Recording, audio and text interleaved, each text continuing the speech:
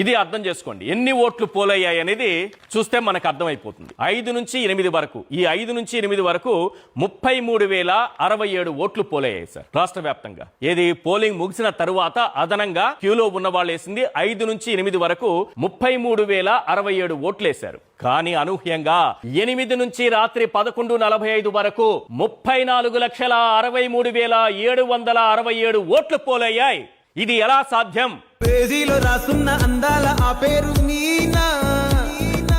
అక్కడ 3 గంటల్లో కేవలం 33,067 ఓట్లు పోలైతే రాత్రి 8 నుంచి 11:45 వరకు 34 లక్షల ఓట్లు. 1, 2 కాదు సార్. ఎక్కడి నుంచి వచ్చారు ఈ జనమంతా?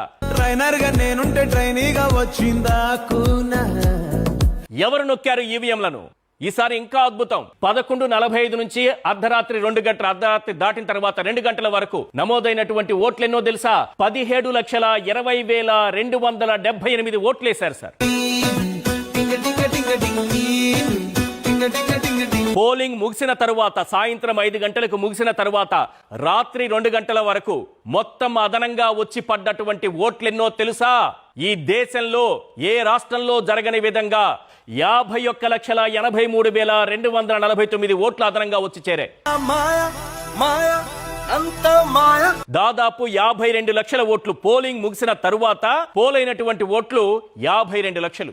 164 సీట్లతో విజయం సాధించారు. ఎలా సాధ్యమైందంటే సాయంత్రం 5 గంటల నుంచి అర్ధరాత్రి దాటాక 2 గంటల వరకు 52 లక్షల ఓట్లు పోలయ్యాయి.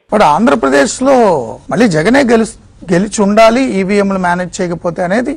ఆంధ్రప్రదేశ్ లో మళ్ళీ జగనే గెలిచి ఉండాలి ఈవీఎంలు మేనేజ్ చేయకపోతే